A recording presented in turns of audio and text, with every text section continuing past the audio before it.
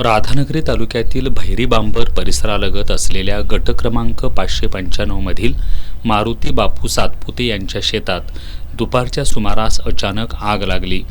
कोरडे हवामान आणि वेगवान वाऱ्यामुळे काही क्षणातच आगीनं रौद्र रूप धारण केलं।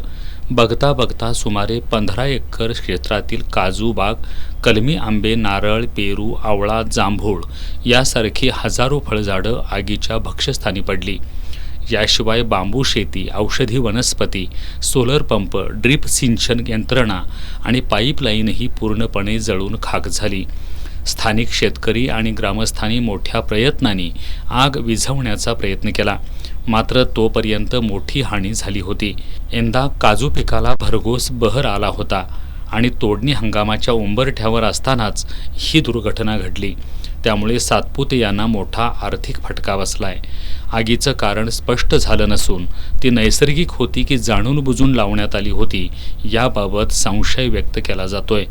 या घटनेची सखोल चौकशी करून दोषींवर कठोर कारवाई करावी, तसेच नुकसानग्रस्त शेतकऱ्याला तातडीनं आर्थिक मदत आणि नुकसान भरपाई द्यावी अशी मागणी ग्रामस्थ आणि शेतकरी वर्गातून होतीये। राधानगरी येथील कुडा ते भैरीबांबर दरम्यान सातपुते मळा आहे, त्या ठिकाणी मारुती सातपुते यांच्या भर आलेल्या पिकामध्ये काजूची फळबागेची लागवड केली होती। त्या ठिकाणी हापूस आंबे होते, पेरूची बाग होती, आंबे होते, त्याचबरोबर काही बांबूची लागवड केलेली होती, ठिबक सिंचन केलेलं आहे, त्याचबरोबर सोलर सिस्टीम बसवलेली आहे। अशा 15 एकरच्या ह्या क्षेत्रामध्ये अचानक आग लागलेली आहे आणि आगीचं कारण अजून अद्याप कुणी लावलेले आहे की वन्य खात्याच्या त्या वनव्यामुळे लागलेले आहे त्या अद्याप कळायला नाही। अंदाजे अतोनात म्हणजे जवळजवळ 25 लाखापर्यंतचं नुकसान झालेलं आहे आणि हे नुकसान भरपाईसाठी शासनानं त्वरित त्याच्यामध्ये लक्ष घातलं पाहिजे।